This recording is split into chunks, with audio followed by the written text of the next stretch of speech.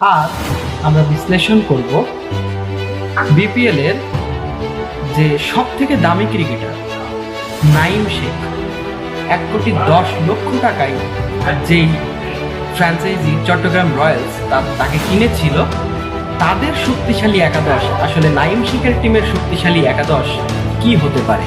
আজকের এই একাদশের বিশ্লেষণটি করবেন আমাদের ক্রিকেট অ্যানালাইজার হিরণময় পাকরাশি। তিনি কিন্তু দারুণ ক্রিকেট নিয়ে বিশ্লেষণ করে থাকেন, আমরা দেখেছি এর আগে। তো তার প্রেডিকশন অনুযায়ী আমরা জানতে চাইব হিরণময় পাকরাশির কাছে যে চট্টগ্রাম রয়্যালসের এই বিপিএলে তিনি একাদশে কাকে কাকে সুযোগ দিতে চান। আমি বিপিএল 2026-এ চট্টগ্রাম রয়্যালসের শক্তিশালী একাদশে আমি যে 11 প্লেয়ারকে সুযোগ দিতে চাই, তাদের মধ্যে আমি নাইম শেখকে, যেহেতু অনেক টাকা ক্রয় করা হয়েছে, নাইম শেখ সেটা তো থাকবেই আমার ওপেনিং।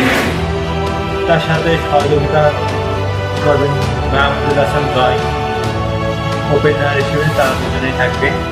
নাম্বার 3 পজিশনে আমি ডিকওয়ালাকে রাখতে চাই, ডিকওয়ালা, শুভাগঞ্জ হোম।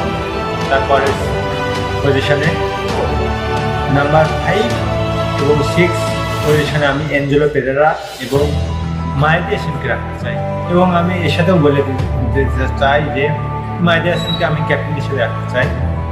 নাম্বার 7 পজিশনে আমি আবু হায়দার রনিকে রাখতে চাই। আচ্ছা, উনি কিন্তু ব্যাটিং করে থাকেন মাঝে মাঝে, আমরা দেখেছি। ফাস্ট বলার, মোটামুটি আমি অলরাউন্ডার, বেশ ভালো অলরাউন্ডার ধরি। ফিনিশারের রোল আমি তাকে চাই। আচ্ছা আচ্ছা, নাম্বার 8 পজিশনে তানভীর ইসলাম, বেশ ভালো স্পিনার, অবশ্যই ভালো, খুব ভালো।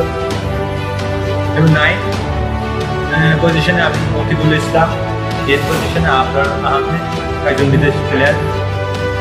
11 নম্বরে আমাদের শরীফুল ইসলাম। এই দুর্দান্ত কম্বিনেশন যে আমি আমার চট্টগ্রাম রয়্যালসের ছেলে একাদশ করতে চাই। খুবই দারুণ তিনি বিশ্লেষণ করলেন, আমরা দেখতে পেলাম হিরণময় পাকরাশির যে অসাধারণ বিশ্লেষণ।